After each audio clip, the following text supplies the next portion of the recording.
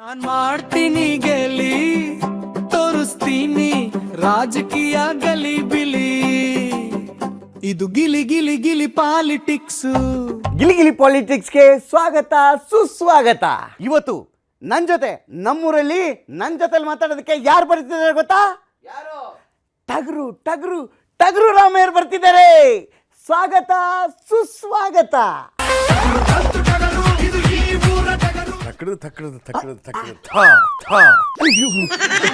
Sir, ನೀವು ನನ್ನ ತಲೆ ಮೇಲೆ ಕೈ ಇಟ್ಟೋದಕ್ಕೆ ನನಗೆ ಆಶೀರ್ವಾದ ಸಿಕ್ತಂಗೆ ಆಗೋಯ್ತು ಸರ್. ಇನ್ಮೇಲೆ 5 ಭಾಗ್ಯಗಳು ಹಂಗೆ ಪಟಪಟ ಅಂತ ಬಂದ್ಬಿಡ್ತವೆ ಸರ್. ಏಯ್, ಸರ್ಕಾರ ಬಂದು ಸುಮಾರು 3 ವರ್ಷ ಆಗದೆ, ಈಗ 5 ಭಾಗ್ಯ ಬಂತಿಲ್ಲ ಮೂಡ. ಅಲ್ಲಪ್ಪ, ನಾವೆಲ್ಲ ಭಾಗ್ಯಗಳನ್ನು ಕೊಟ್ಟಿದ್ದೀವಿ. ಈಗ ನಿನಗೆ ಬರಬೇಕಾಗಿರೋ ಭಾಗ್ಯ ಯಾವ್ದು ಗೊತ್ತಾ? ಹೇಳಿ ಸ್ವಾಮಿ ಬೇಗ. ನಮ್ಮ ಕಡೆಯಿಂದಲ್ಲ, ಮೇಲ್ಗಡೆ ಸೆಂಟ್ರಲ್ ಕಡೆಯಿಂದ ಗ್ಯಾಸ್ ಭಾಗ್ಯ ಬಂದಿದೆಯಾ? ಅಯ್ಯೋ ಸರ್, ನಮ್ಮ ಮನೇಲಿ ಸರ್ ಗ್ಯಾಸ್ ಖಾಲಿಯಾಗಿ 1 ತಿಂಗಳಿಂದ ಒಲೆಗೆ ತುರುಕ್ತಾನೆ ಇದ್ದೀನಿ ಸರ್, ತುರುಕ್ತಾನೆ ಇದ್ದೀನಿ.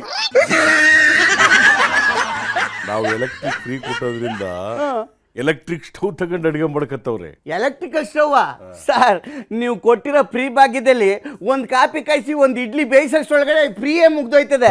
ಆಮೇಲೆ ಡಬಲ್ ಮೇಲೆ ಡಬಲ್ ಚಾರ್ಜ್ ಮಾಡ್ಬಿಡ್ತೀರಾ. ಏಯ್, ಒಟ್ಟಲ್ಲಿ ಆಪತ್ ಕಾಲದಕ್ಕೆ ಆದವನೇ ನಂಟ. ಅದು ನಮ್ಮ ಎಲೆಕ್ಟ್ರಿಕ್ ಸ್ಟವ್ ಇಂದ ಏನೋ ಒಂದು ಅಡಿಗೆ ಮಾಡ್ಕತ್ತೀವಿ ಅಂತ ಒಂದು ಪಾಸಿಟಿವ್ನೆಸ್ ಬಂದಿದೆ. ಅವ್ರು ನಂಬ್ಕೊಂಡು ಪಾಪ ಗ್ಯಾಸ್ ಇಲ್ಲದೆ. ಸರ್, ನೀವು ಎಲೆಕ್ಟ್ರಿಕಲ್ ಸ್ಟವ್ ಒಂದಕ್ಕೆ ನಂಗೆ ಜ್ಞಾಪಕ ಆಯ್ತು. ಏಯ್, ಎಲೆಕ್ಟ್ರಿಕ್ ಸ್ಟವ್ ಬಿಟ್ಟಾಕು, ಒಂದು ಕಾಫಿ 2 ಇಡ್ಲಿ ಬೇಯಿಸ್ಬಿಟ್ರೆ ಮುಗಿದೋಗುತ್ತಂತೆ. ಯಾವನೇನಿರು? ಏಯ್, ಎಲೆಕ್ಟ್ರಿಕ್ ಸ್ಟವ್ ಬಿಟ್ಟಾಕು. ಏನಪ್ಪ ಸಮಾಚಾರ? ಕೋಗಿಲೆ ಏನಂದ್ರಿ ಸರ್? ಕೋಗಿಲೆ. ಅಯ್ಯೋ ಸರ್, ಎಲ್ಲ ನನ್ನ ವಾಯ್ಸ್ ಕೇಳಿ ಕೇಳಿ ಕಾಗೆ ಅಂತಿದ್ರು ಸರ್. ನೀವು ನನ್ನ ಕೋಗಿಲೆ ಅಂದ್ಬಿಟ್ರ ಸರ್, ತುಂಬಾ ಖುಷಿ ಆಯ್ತು ಸರ್. ಅಲ್ಲಪ್ಪ, ನಿನ್ನ ಕೋಗಿಲೆ ಅನ್ನೋದಕ್ಕೆ ರೀಸನ್ ಇದೆ. ನೀ ಎಲ್ಲಿಂದ ಬರೋದು? ಸರ್, ನಾನು ಇವತ್ತು ಕೋಗಿಲೆ ಕ್ರಾಸಿಂದ ಬಂದೆ ಸರ್. ಅದಕ್ಕೆ ನಿನ್ನ ಕೋಗಿಲೆ ಸರ್. ಹಂಗಾದ್ರೆ ಕೋಣಂಕುಂಟೆ ಕಡೆಯಿಂದ ಬಂದಿದ್ರೆ ಏನಂತ ಕರೀತಿದ್ರಿ ಸರ್? ಕೋಣ. ಅದಕ್ಕೆ ಸರ್, ಕೋಣಂಕುಂಟೆಯಿಂದ ಬಂದಿದ್ರು ಸುಮ್ಮನೆ ಕೋಗಿಲೆ ಕ್ರಾಸ್ ಅಂತ ಸುಳ್ಳು ಹೇಳಿದೆ. ಭಾಳ ಇದೆಯಪ್ಪ. ಆಮೇಲೆ ಇಡ್ಲಿ ಯಾವ್ದು ಬೇಯಿಸ್ತಾ ಇದ್ದೆ? ಬೆಳಿ ಇಡ್ಲಿ ಕರಿ ಇಡ್ಲಿನ? ಕರಿ ಪಿತ್ಲಿ ಇಡ್ಲಿ ಸರ್. ಕರಿ ಇಡ್ಲಿ ಅಂದ್ರೆ ರಾಗಿ ಬಾಲ್ ಸರ್. ಯಾವ್ದೊಂದು ಕಡೆ ಕಪ್ಪು ಇಡ್ಲಿನೂ ಮಾಡ್ತಾರೆ ರಾಗಿಯಿಂದ, ಆರೋಗ್ಯಕ್ಕೆ ಬಹಳ ಒಳ್ಳೇದು. ಅದನ್ನೇ ಮಾಡ್ತಾ ಇದ್ದೆ ಸರ್ ನಾನು. ಆಮೇಲೆ ಕ್ರಿಕೆಟ್ ನೋಡಕ್ ಹೋದೆಯಾ? ಸರ್, ಎಲ್ಲಿ ಸರ್ ನಮ್ಮಂತರ ಟಿಕೆಟ್ ಸಿಗುತ್ತೆ? ವಿಧಾನಸೌಧದಲ್ಲಿ ಕೂತ್ಕೊಂಡು ಜನರ ಕಷ್ಟ ಕೇಳಿ ಅಂದ್ರೆ ನೀವು ನಮ್ಗೊಂದು 4 ಟಿಕೆಟ್ ಕೊಡಿ, ನಮ್ಮ ಫ್ಯಾಮಿಲಿಗೊಂದು 4 ಟಿಕೆಟ್ ಕೊಡಿ ಅಂತ ಮೇಲ್ ಬಿದ್ದು ಒದ್ದಾಡ್ತಾ ಇದ್ದೀರಾ. ಅಂತ ನಮಗೆ ಟಿಕೆಟ್ ಕೊಡ್ತೀರಾ ಸರ್? ಜನಗಳ ಕಷ್ಟ, ರಸ್ತೆ ಹೇಗಿದೆ, ಗ್ಯಾಸ್ ಬಂತ, ನಿಮ್ಮ ಮನೇಲಿ ಅಡುಗೆ ಆಗ್ತಿದೆಯಾ ಇಲ್ವಾ ಅಂತ ಯೋಚನೆ ಮಾಡ್ತಾ ಇದ್ದೀರಾ ಸರ್. ನೀವು ನೋಡಿದ್ರೆ ಫ್ಯಾಮಿಲಿಗಳ ಟಿಕೆಟು, ಅವ್ರ MP ಗಳ ಟಿಕೆಟು ಅಂತ ಬಿದ್ದು ಒದ್ದಾಡ್ತಾ ಇದ್ದೀರಾ. ಮತ್ತು ನಮ್ಗೆ ಎಲ್ಲಿ ಸಿಗಬೇಕು ಸರ್ ಟಿಕೆಟು? ಏಯ್, ಒಳಕ್ಕೆ ನೋಡು ಕಪಾಲ್ಗೆ. ನಾನು ಕ್ರಿಕೆಟ್ ನೋಡೋದು ನಿಜ, ಆದ್ರೆ ನಮ್ಮ ಫ್ಯಾಮಿಲಿಗೆ ಟಿಕೆಟ್ ಕೊಡಿ ಅಂತ ನಾನು ಕೇಳಿಲ್ಲ ಸರ್. ನೀವು ಕೇಳಲ್ಲ ಸರ್. ಕಲಾಪದಲ್ಲಿ ಶಾಸಕರೆಲ್ಲ ನಂಗೊಂದು 4 ಟಿಕೆಟ್ ಬೇಕು, ನಂಗೊಂದು 4 ಟಿಕೆಟ್ ಬೇಕು, ನನ್ನ ಮಗಳ ಕರೆಯಲ್ಲಿ ಬರ್ತಾರೆ ಕಣೋ, 4 ಟಿಕೆಟ್ ಬೇಕು ಅಂತ IPLಗೆ ಬಿದ್ದು ಒದ್ದಾಡ್ತಾ ಇದ್ದೀರಾ. ನಮ್ಗೆ ಎಲ್ಲಿ ಕೊಡ್ತೀರಾ ಸರ್? ಎಲ್ಲರೂ ಕೇಳಿಲ್ಲ. ಕೆಲವರು ಪಾಪ IPLಗೆ ನಮ್ಗೊಂದು 4 ಟಿಕೆಟ್ ಬೇಕು ಅಂತ ಕೇಳಿದ್ದಾರೆ. ಬಟ್ ಏನಪ್ಪ ಅಂತಂದ್ರೆ, ನಮ್ಮ ಬೆಂಗಳೂರಿಗೆ ಕ್ರಿಕೆಟ್ ಮತ್ತೆ ಪ್ರಮೋಟ್ ಆದ್ರೆ, ಸ್ಟೇಡಿಯಂಲಿ ಮತ್ತೆ ಕ್ರಿಕೆಟ್ ಸ್ಟಾರ್ಟ್ ಆದ್ರೆ, ಒಂದು ನಮ್ಮ ಟ್ಯಾಕ್ಸಿ ಬಾಡಿಗೆ, ಟೂರಿಸಮ್, ವ್ಯಾಪಾರ, ವಹಿವಾಟು, ಗೌರ್ಮೆಂಟ್ಗೆ ಟ್ಯಾಕ್ಸು ಎಲ್ಲ ಬರ್ತದೆ ಸಾರ್. ಆದರೆ ಸ್ವಲ್ಪ ಟೈಟ್ ಸೆಕ್ಯೂರಿಟಿ ಮಾಡಿ ಜನಗಳನ್ನ ಬದುಕ್ಸೋದು ನೋಡಿ. ಓದ್ಸಲಿ ಆದಂಗೆ ಆಗ್ಬಿಟ್ರೆ ಕಷ್ಟ ಅಂತ. ಓದ್ಸತ್ತು ಏನೂ ಆಗಿರಲಿಲ್ಲ. ಅದು ಓದ್ಸರಿ ಶಂತು ಏನಪ್ಪ ಅಂದರೆ, ಗುಂಪು ನುಗ್ಬಿಟ್ರಲ್ಲ, ಸ್ವಲ್ಪ ಏರುಪೇರು ಆಯಿತು. ಅದಕ್ಕೆ ಸರಿ ಬಂದೋಬಸ್ತ್. ಆಮೇಲೆ ಹೋಗೋರು ನಾನು ಇದನ್ನೆಲ್ಲ ನಂಬಲ್ಲ. ಹೋಮ ಹವನ ಮಾಡಿದ್ದಾರೆ, ಆಮೇಲೆ ಮುಂದ್ಗಡೆ ಅವರು ಓದ್ಸರಿ ಪಾಪ ತಮ್ಮ ಪ್ರಾಣವನ್ನು ತ್ಯಾಗ ಮಾಡಿದವರಿಗೆ ಅವ್ರ ನೆನಪಿನಲ್ಲಿ ಸ್ಟೇಡಿಯಮ್ಮಲ್ಲಿ 8 ಶೀಟನ್ನು ಖಾಲಿ ಬಿಟ್ಟು ಅವ್ರಿಗೆ ಗೌರವನೂ ಸೂಚಿಸಿದ್ದಾರೆ. ಅದರಿಂದ ಈ ಸರಿ ಸೆಕ್ಯೂರಿಟಿ, ಆಮೇಲೆ ಪೊಲೀಸ್ ಬಂದೋಬಸ್ತ್, ಹೋಗಕ್ಕೆ ಬರಕ್ಕೆ, ಮೆಟ್ರೋ ವ್ಯವಸ್ಥೆ, ಸಾರಿಗೆ ವ್ಯವಸ್ಥೆ ಎಲ್ಲವನ್ನು ಕೂಡ ಆಲ್ರೆಡಿ ಎಲ್ಲ ಸ್ಕೆಚ್ ಹಾಕಿ ಇಟ್ಟಿದ್ದಾರೆ. ಬ್ಲೂ ಪ್ರಿಂಟ್ ಹೋಗೋದು ಪ್ರಾಸೆಸ್ಗಳು ಏನು ಎಲ್ಲ ಮಾಡಿಟ್ಟಿರೋದ್ರಿಂದ ಈ ಸರಿ ನೋ ಇಶ್ಯೂಸ್, ಚೆನ್ನಾಗಿ ನಡೆಯುತ್ತೆ. ನೀನು ಹೋಗಿ ನೋಡಂಗಿದ್ರೆ ನೋಡು. ಸರ್ IPL ದಂಗೆ ಇರಲಿ ಬಿಡಿ ಸರ್. ಸರ್ ಕಲಾಪದಲ್ಲಿ ಜನಗಳು ಕಷ್ಟ ಸುಖ ಮಾತಾಡ್ತಿದ್ರ ಅಂದರೆ ನೀವೇನು sir veg non veg Shivaratri ಹಬ್ಬ ಹುಣ್ಣಿಮೆ ಹರಿಣೆ ಅಂತ ಮಾತಾಡ್ತಿದ್ದೀರಿ? ಏಯ್, ಅದು ಹಬ್ಬ ಶಿವರಾತ್ರಿ ಅಂತಲ್ಲ. ನಮಗೆ ವಿರೋಧ ಪಕ್ಷದವ್ರು ಕೇಳ್ತಾ ಇದ್ರು, ಓಹೋ, ನೀವು ಮಾಂಸ ತಿಂತೀರಿ, ದೇವಸ್ಥಾನಕ್ಕೆ ಹೋಯ್ತೀರಿ ಅಂತ ಹಳೇ ಕ್ಯಾಸೆಟ್ನೇ ರಿವೀಲ್ ಮಾಡ್ತಾ ಇದ್ರು. ಅದಕ್ಕೆ ನಾನು ಹೇಳಿದೆ, ನೋಡಪ್ಪ, ನಾನು ನಾನ್ ವೆಜ್ ತಿಂತೀನಿ, ಹೌದು, ನೀನು ವೆಜ್ ತಿಂತೀಯ. ಅಷ್ಟೇ. ನಾವು ಹಬ್ಬ ಹರಿದಿನ ಒಪ್ಪತ್ತು ಹೋಳಿಗೆ ಅಂತ ಯಾವುದು ನೋಡಲ್ಲ. ಇನ್ಕ್ಲೂಡಿಂಗ್ ಯುಗಾದಿ, ಸಂಕ್ರಾಂತಿ, ಗಣಪತಿ ಹಬ್ಬ, ಶಿವರಾತ್ರಿ ಯಾವುದಾದ್ರು ಇದ್ರೂ ನಾವು ತಿನ್ನಬೇಕು ಅಂದರೆ ನಾವು ನಾನ್ ವೆಜ್ನ ತಿಂತೀವಿ. ಅದರಲ್ಲೇನು ಅಭ್ಯಂತರ ಇಲ್ಲ. ಸರ್ ದೇವಸ್ಥಾನಕ್ಕೆ ನಾವು ಕೈ ಮುಗಿತೀವಿ, ಜೊತೆಗೆ ನಮ್ಗೆ ಯಾವತ್ತು ದಿನ ಬೇಕು ತಿಂತೀವಿ ಅಂತ ಅವ್ರಿಗೆ ಮನದಟ್ಟು ಮಾಡಿಕೊಟ್ಟೆ. ಸರ್ ಅಂದಾಗೆ ನೀವು ಒಂದು ವಚನ ಹೇಳಿದ್ರಲ್ಲ ಸರ್, ಅದೇ ನನಗೆ ತುಂಬ ಇಷ್ಟ ಆಗಿದ್ದು ಸರ್. ಉಳ್ಳವರು ಶಿವಾಲಯ ಕಟ್ಟುವರಯ್ಯ, ಹಾಂ, ಬಡವ ನಾನೇನು ಮಾಡಲಯ್ಯ, ಎನ್ನ ದೇಹವೇ ದೇಗುಲ, ಕಾಲೇ ಕಂಬ, ಶಿರವೇ ವನ್ನ ಕಲಶವಯ್ಯ. ನಮ್ಮ ಕೂಡಲ ಸಂಗಮನ ನೆನೆದರೆ ಕಷ್ಟ ಇಲ್ಲವಯ್ಯ. Super sir, super sir. ಅವಾಗವಾಗ ಈ ಥರದವು ಹೇಳ್ತಾ ಇರ್ತೀರಲ್ಲ ಸರ್. ಜಂಗಮ ಕಳಿವುಂಟು, ಸ್ಥಾವರ ಕಳಿವಿಲ್ಲ. ಸರ್ ಇದು ಯಾಕೋ ನಂಗೆ ಅರ್ಥ ಆಗಲಿಲ್ಲ, ಒಂಚೂರು ಬಿಡಿಸಿ ಹೇಳಿ ಸರ್. ಏಯ್, ಅದಕ್ಕೆ ಕನ್ನಡದಲ್ಲಿ ಗ್ರಾಮರ್ ಕರೆಕ್ಟಾಗಿ ಓದಬೇಕು. ತತ್ಸಮ ತದ್ಭವ, ಸಂಧಿ ಸಮಾಸ, ಅಶ್ವಸ್ವರ ದೀರ್ಘಸ್ವರ, ಪದ ಅನುನಾಸಿಕ ಎಲ್ಲ ಗೊತ್ತಾ ನಿನಗೆ? ಸ್ವಲ್ಪ ಇದು ಸರ್. ಹೌದಾ? ಇನ್ನು ಹೆಬ್ಬೆಟ್ಲೆ ಕೂತ್ಕೊಂಡು ನೀನು. ಏಯ್, ಎಲ್ಲ ಎಜುಕೇಶನ್ ಮಾಡಿ ಅಂತ ಆ ಕಾಲದಿಂದ ಬಡ್ಕತ್ತವ್ರೆ. ಇನ್ನೂ ನೀನು ಹೆಬ್ಬೆಟ್ ಅಂತ ಒಡತೀನಿ ನೋಡು ನಿನಗೆ. ಸರ್ ನಾಳಿಂದ ಸೇರ್ಕೊಂಡು ಕಲಿತೀನಿ ಬಿಡಿ ಸರ್. ಸರ್ ನೀವು C M sir, number 1 CM. ಅಲ್ಲ ಸರ್, ಯಾರೋ ಒಬ್ರು ವಿರೋಧ ಪಕ್ಷದವರು ನೀವು ಹೈಕಮಾಂಡ್ಗೆ ಎದುರ್ಕತ್ತೀರಾ, ಅವ್ರಿಗೆ ತೂ ಅನ್ನಿ ಅಂತ ಹೇಳಿದ್ರಲ್ಲ ಸರ್. ಅವ್ರು ಹೇಳಿದ್ರು, ಅವ್ರ ಹೆಸರು ಶ್ರೀ ಸುನೀಲ್ ಅಂದ್ಬಿಟ್ಟು, ನೀವು ನಂಬರ್ 1 CM, ನೀವು ಬಹಳ ಗಟ್ಟಿಗಿದ್ದೀರಿ. ಹೌದು. ಆದ್ರೆ ಹೈಕಮಾಂಡ್ ಕಂಡ್ರೆ ಗಡಗಡ ಅಂತ ನಡುಗ್ತೀರಿ. ಯಾಕೆ ನಡುಗ್ತೀರಿ? ಯಾಕಪ್ಪ? ಅವ್ರಿಗೆ ಹೇಳಿ ಹೋಗಿ ಅಂತ ಹೇಳಿ ಅವ್ರನ್ನ ತಾತ್ಸಾರ ಮಾಡಿ ಅವ್ರನ್ನ ಥೂ ಅಂತನ್ನಿ ಅಂದ್ರು. ಅದಕ್ಕೆ ನಾನು ಹೇಳಿದೆ, ಅಲ್ಲಪ್ಪ, ಇವತ್ತು ಸೆಂಟ್ರಲ್ ಅಲ್ಲಿ ನಿಮ್ದೇ ಪಕ್ಷ ಇದೆ, ನಿಮ್ಮ ಹೈಕಮಾಂಡ್ಗೆ ಥೂ ಅನ್ನಿ. ನಿಮ್ಮ ಒಂದು ನ್ಯಾಷನಲ್ ಲೀಡರಿಗೆ ಏನಾಗಿದ್ದಾರೆ, ಒಂದು ಪ್ರಧಾನಮಂತ್ರಿಗಳ ಪೋಸ್ಟ್ ಇದೆ, ಮಾಜಿ ಪ್ರಧಾನಿಗಳು ನಿಮ್ಮವರವರೇ, ಅವ್ರಿಗೆಲ್ಲ ನೀವು ಬಾಯಿ ತಪ್ಪಿಟ್ಟು ಥೂ ಅಂತ ಹೇಳಿ ಅಂತಂದೆ. ಬಾಯಿ ಮುಚ್ಕ ಕೂತ್ಕೊಬಿಟ್ರು. ಅಲ್ಲ ಸರ್, ಏನ್ ಟಾಂಗು ಸರ್, ಏನ್ ಟಕ್ಕರ್ ಕೊಟ್ರಿ ಸರ್. ಅದಕ್ಕೆ ನನ್ನ ಎಲ್ಲರೂ ಕರೆಯೋದು ಗುಮ್ಮಟಗರು. ಟಕರು ಟಮ್ಟೇಟು, ನಂಬರ್ 1 CM ನಾನು great. Super sir, super sir.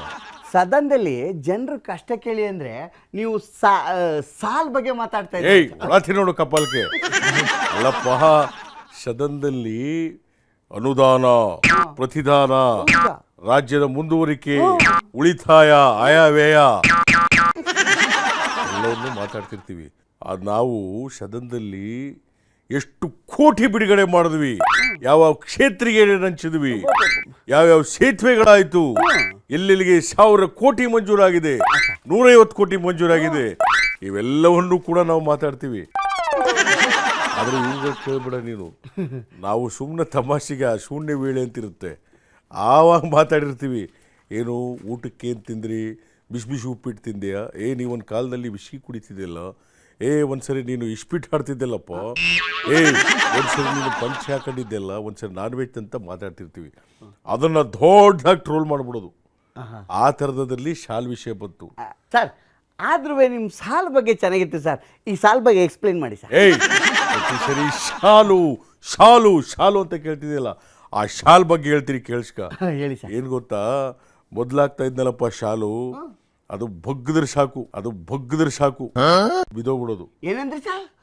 ಬಗ್ಗದ್ರೆ ಆ ಶಾಲು ಬಿದೋಗ್ಬಿಡೋದು. ಅದು ಕಡಿಮೆ ಬೆಳೆಯೋದು, ಇದು ಬೇಡ ಅಂತ ಹೇಳ್ಬಿಟ್ಟು ಇದನ್ನ ಹಾಕಿದ್ರು ನನಗೆ. ಅಂದ್ರೆ ಇದು ಸ್ವಲ್ಪ ಕಾಸ್ಟ್ಲಿ. ಎಷ್ಟು ಸರ್ ಇದು? 13,000 ರೂಪಾಯಿ. ಏನಂದ್ರೆ ಸರ್ 13,000 ರೂಪಾಯಿನಾ? ಅದು ಅಲ್ಲಿ ಅಷ್ಟೇ, ಅದ್ರಷ್ಟಿಲ್ಲ. ಇದು ಶಿಲ್ಕು ಅನ್ಕೊಂಡ್ಬಿಟ್ಟಿದೆ, ಶಿಲ್ಕಲ್ಲ ಇದು. ಇದು ಒಂದು 500 ರೂಪಾಯಿ ಒಳಗೆ ಇರಬೇಕು. ಈಗ ಸ್ವಲ್ಪ ಕಂಫರ್ಟ್ ಆಗದೆ ಸರ್. ಈ ವಾಚು ತಿನ್ನೋಳು ಕಪ್ಪಲ್ಕೆ, ವಾಚು, ಶೈಟು, ಬಟ್ಟೆ ಬರೇ ಅನ್ಕೊಂಡು ಬರೀ ನಿಮ್ದು ಇದೇ ಆಯ್ತಲ್ಲ. ಹೋಗಿಲೆ ಒಡದೋಳು ಕಪಾಲ ತಿರ್ಸ್ಬಿಡ್ತೀನಿ ನಿನಗೆ. ಸರ್ ಈ ಸಾಲು ಪಂಚೆ ವಾಚು ಎಲ್ಲ ಹಂಗೆಲ್ಲ ಇರಲಿ ಸರ್.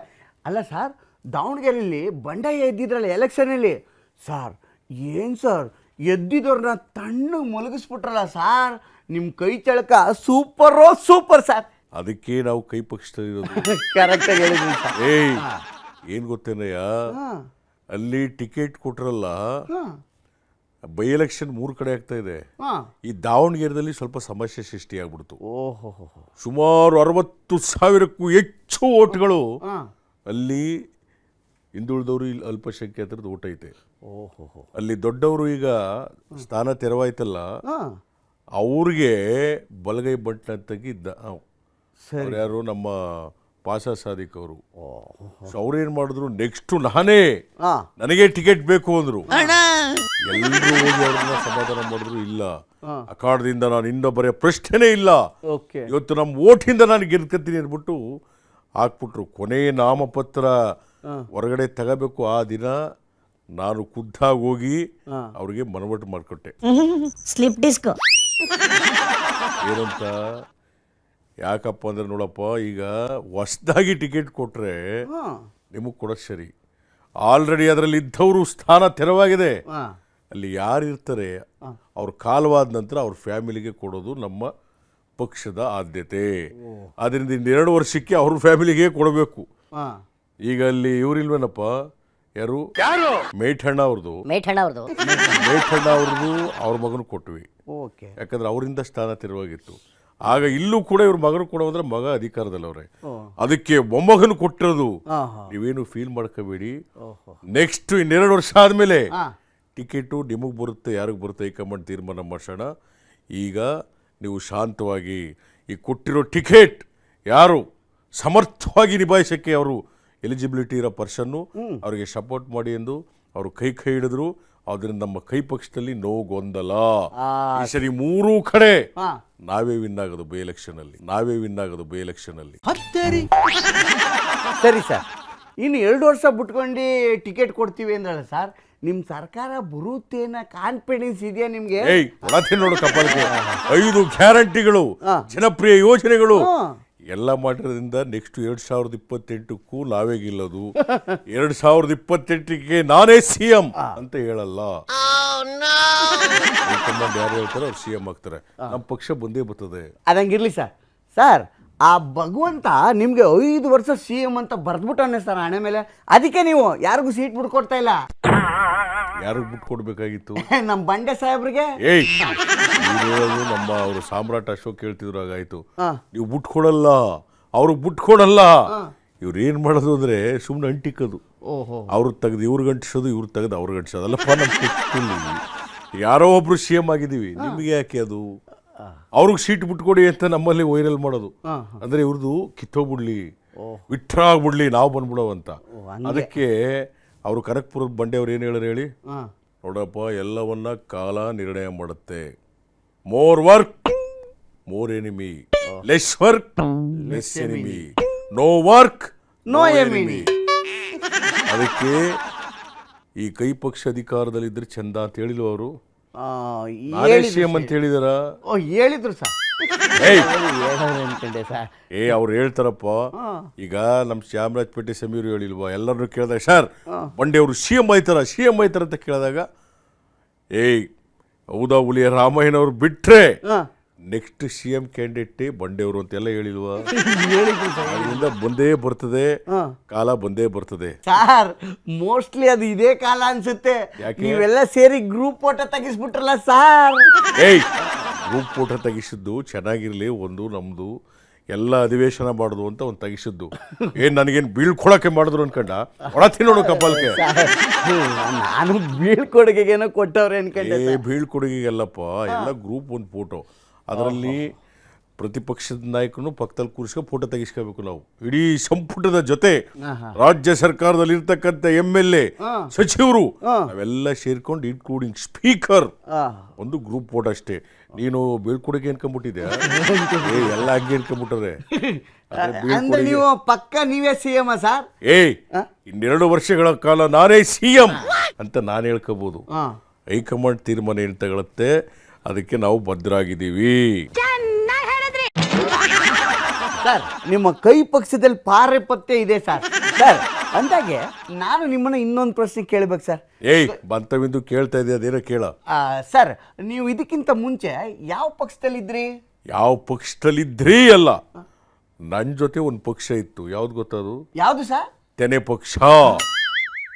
ಅಂದ್ರೆ ದೊಡ್ಡಗೌಡ್ರ ಪಕ್ಷ? ದೊಡ್ಡಗೌಡ್ರ ಪಕ್ಷ ಅಲ್ಲ, ದೊಡ್ಡಗೌಡ್ರೆ ನಮ್ಮ ಪಕ್ಷದಲ್ಲಿದ್ರು ಆಗ. ಅಯ್ಯೋ, ಇದನ್ನೇನಾದ್ರೂ ಅವ್ರು ಕೇಳಿಸ್ಕೊಂಡ್ರ ದೊಡ್ಡಗೌಡ್ರು? ಕೇಳಿಸ್ಕೊಳ್ಳಿ ಬಿಡಪ್ಪ. ನಾವು ನಮ್ಮ ಜೊತೆ ಪಕ್ಷದಲ್ಲಿದ್ವಲ್ಲ, ತೆರೆ ಪಕ್ಷದಲ್ಲಿ, ಆಗ ದೊಡ್ಡಗೌಡ್ರೆಲ್ಲ ಸೆಂಟ್ರಲ್ ಗೌರ್ಮೆಂಟ್. ಕೇರಳದಲ್ಲಿತ್ತು ನಮ್ಮ ಪಕ್ಷ, ಬೇರೆ ಕಡೆ ಎಲ್ಲ ರಾಜ್ಯದಲ್ಲೂ ನಮ್ಮ ಪಕ್ಷ ಇತ್ತು. ಆಗ ಅವರು ಕೂಡ ಲೀಡರ್ ಆಗಿ ಸೆಂಟ್ರಲ್ ಗೌರ್ಮೆಂಟ್ಲಿದ್ರು. ಆಗ ಇಡೀ ರಾಜ್ಯದಲ್ಲಿ ತೆನೆನ ಅಳ್ಳಾಡಿಸಿ ಅದರಿಂದ ಅಕ್ಕಿ ಕಾಳು, ತೆನೆ, ರಾಗಿ ಕಾಳು ಎಲ್ಲನ್ನು ಸಮೃದ್ಧಿಯಾಗಿ ತೆಗಿತಿದ್ದವನು ಯಾರು? ರೈತ. ನಾನು. ಅದು ಅದಕ್ಕೆ ಹಳೆ ಮೈಸೂರು ಭಾಗ, ಉತ್ತರ ಕರ್ನಾಟಕ, ಮಧ್ಯ ಕರ್ನಾಟಕ, ಬಳ್ಳಾರಿ, ಕೋಲಾರ ಎಲ್ಲ ಕಡೆ ತೆನೆ ಪಕ್ಷನ ಅರಳಿಸ್ತವ್ರು ಯಾರು ಗೊತ್ತಾ? ನಾನು. ಮತ್ತೆ ಅದರಿಂದ ನನ್ನ ಜೊತೆ ಪಕ್ಷ ಇತ್ತು, ಆ ಪಕ್ಷದಲ್ಲಿ ಅವರಿದ್ರು. ಗೊತ್ತಾಯ್ತಾ? ಸರಿ ಬಿಡಿ. ಇಲ್ವಾ ನಿನಗೆ? ಗೊತ್ತಾಯ್ತು ಬಿಡಿ. ಯಾಕೋ ನೀನ್ ಡೌಟ್ ಓನಾಗೈತೆ. ನಮ್ಮ ದೊಡ್ಡಣ್ಣವ್ರು ಒಂದು ಡೈಲಾಗ್ ಹೊಡಿತಿರೋ, ಅದ ಹೇಳ್ಬೇಕು ನಿನಗೆ. ಹೇಳಿ ಸರ್. ಓಹೋ ಬಾರ್ಲಾ ಅಪ್ಪದ ಪುಡ್ ಬುಳ್ಳದ್ದಿ ಕಸ ಪ್ಲಸ್ ಖಾ ಬೈದಸ್ ಖಾ ಅಷ್ಟೇ ತಿಳ್ಕೊಬಿಡು ಸಾಕು. ಓಟ್ ಬಾ. ಅರ್ಥ ಆಯ್ತು ಸರ್. ಕರೆ ಲೀಡರ್ ಬಗ್ಗೆ ತಗೊಂಡ್ಬಂದು ಸರ್, ನಿಮ್ ಬಜೆಟ್ ಚೊಂಬು ಅನ್ನೋಂತ ಪಕ್ಷದವ್ರು ಹೇಳ್ತಿದ್ರು. ನಿಮ್ಮ ಅಭಿಪ್ರಾಯ ಏನ್ ಸರ್?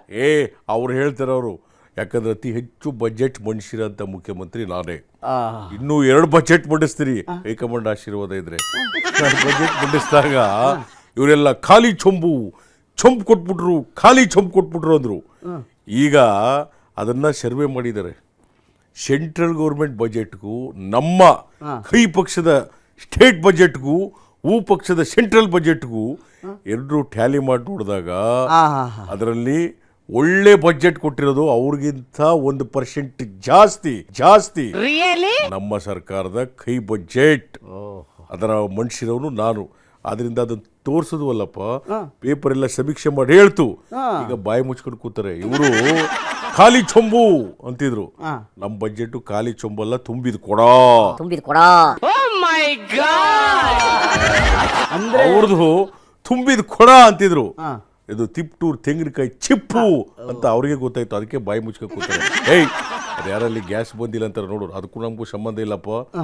ಗ್ಯಾಸ್, ಪೆಟ್ರೋಲ್, ಡೀಸೆಲ್ ಇವೆಲ್ಲ ಕೇಂದ್ರ ಸರ್ಕಾರದವ್ದು. ಬಂದಿಲ್ವಾ ಅವ್ರನ್ನ ಕೇಳ್ಕೊಳ್ಳಿ, ಅದಕ್ಕೂ ನಮಗೂ ಸಂಬಂಧ ಇಲ್ಲ. ಅಲ್ಲಿ ಗ್ಯಾಸ್ ಬಂದಿಲ್ಲ ಅಂತಾರೆ, ಹೋಗು.